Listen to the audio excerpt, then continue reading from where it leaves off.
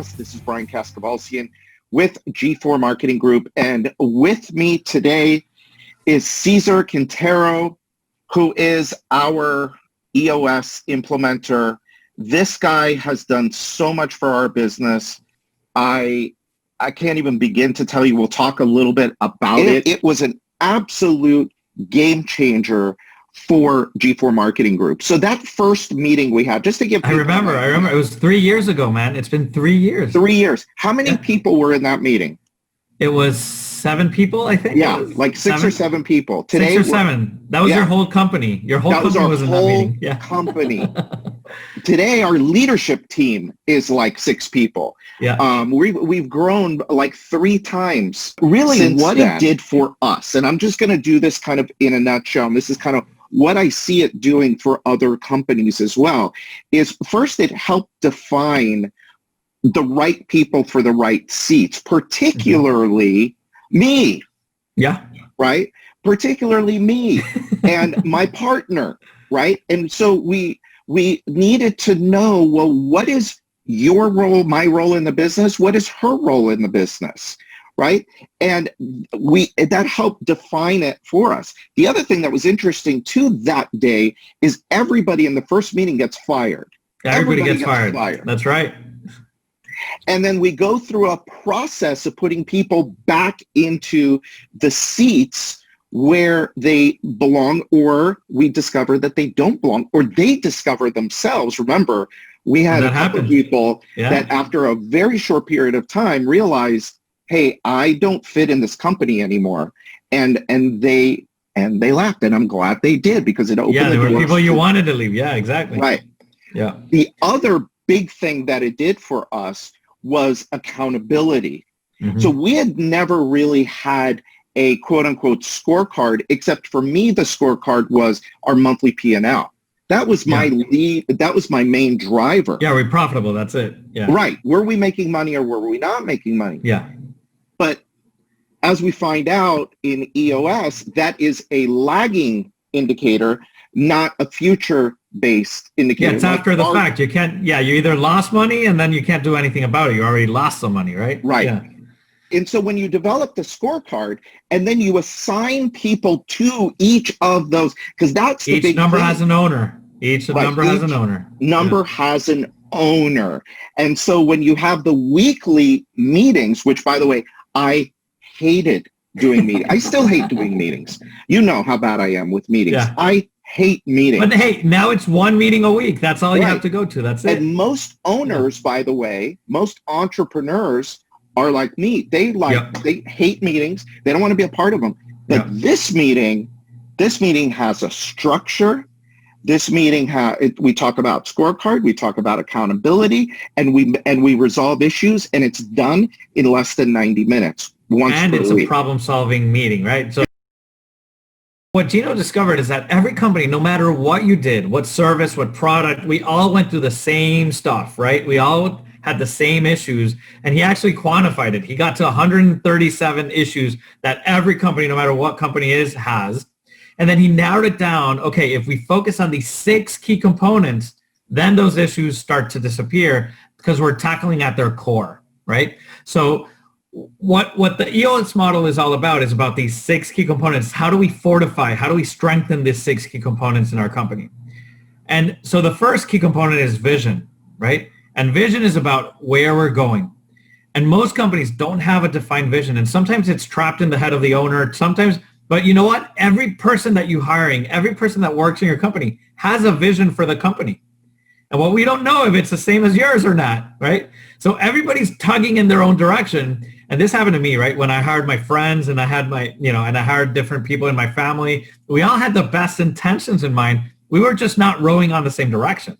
We were each pulling in our own way, where we wanted to go and where we wanted the business to be. So that's what the first key component is all about. The first key component is understanding a well-defined vision that is also shared by all. We want a vision that is clear and that is shared by every single person in the organization. It doesn't matter if you're cleaning, if you're cleaning the closet, or if it's an inventory guy, or if it's a delivery guy. Everybody knows where the company's headed, and they understand their piece in that vision, right? And how they affect that vision.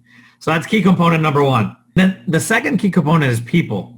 And without people, companies don't work. People is all around, and people you can think of people internally. You can think of people as vendors. You can think people as contractors. This doesn't matter who your people is. It's the people that you need to align, right?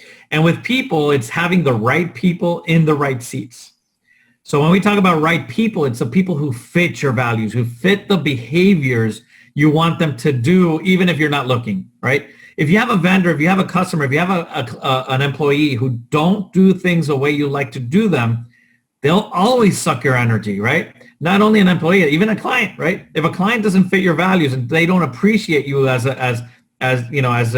their provider, you'll bend over backwards, you'll do whatever you need to, but they'll never be happy because you're never doing it the way they want to do it, right? So this is all around fit. Having the right people is understanding what my values are, what my behaviors are, but also understanding how people adapt to them. And all of our people processes, hiring, onboarding, rewarding, reviewing, firing people should be all based on our values, because that's where we're making sure that we have the right people within the company that will achieve that vision for us.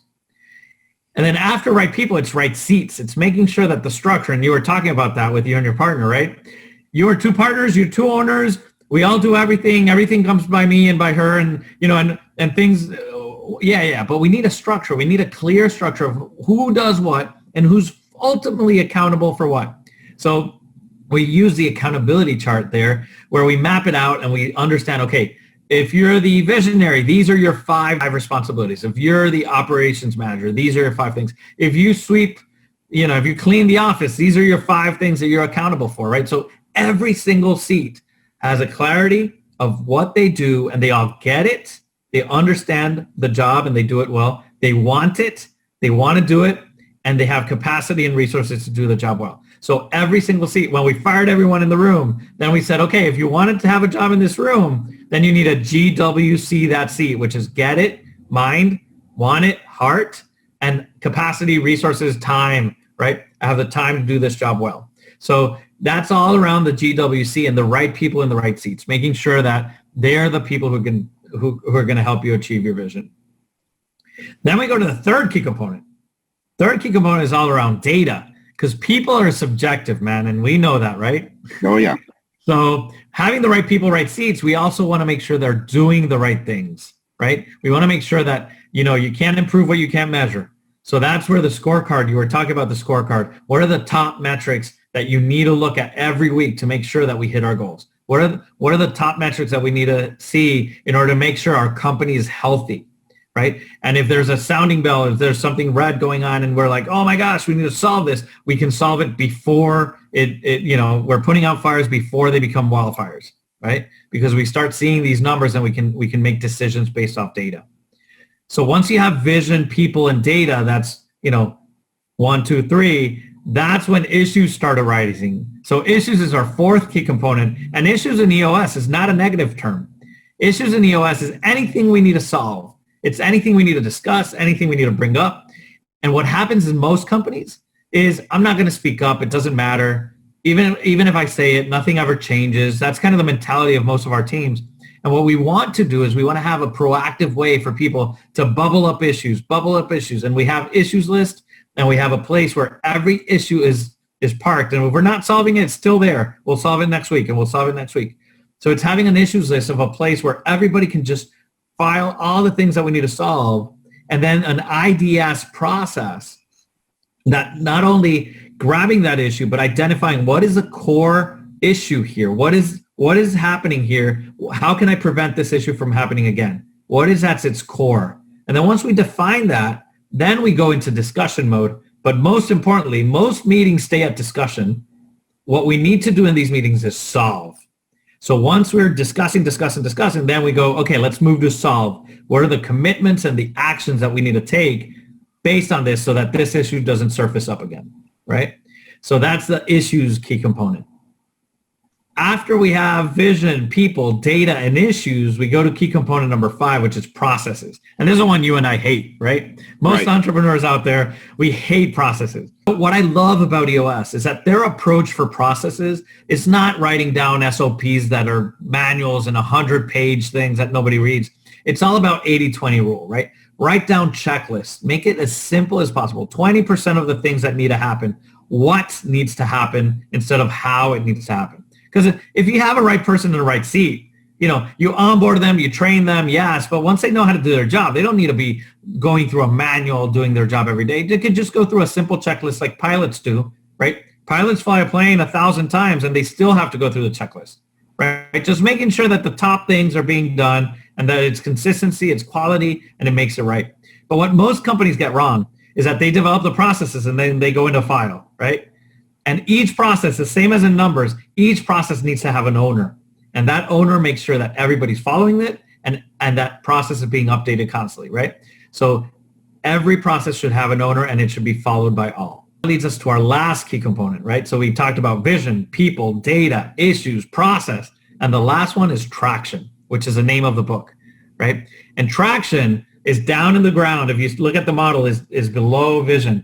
Vision is up in the sky, traction is down in the ground. Because you can dream all you want, but if you don't do, you'll never get there. Like Gino says, vision without traction is hallucination, right? Yeah. So we need to start doing. So we can plan all we want, we can dream all we want, but traction is all about what do we focus on? What's our top priorities? And we call them rocks. We call, what are the rocks we need to accomplish in these next 90 days? And we start living in a 90-day world. Because when we plan in vision, we plan the 5-year, the 3-year, the 1 year, the quarter. But now it's like, okay, what do we need to achieve this quarter? And every week we're going to have a meeting.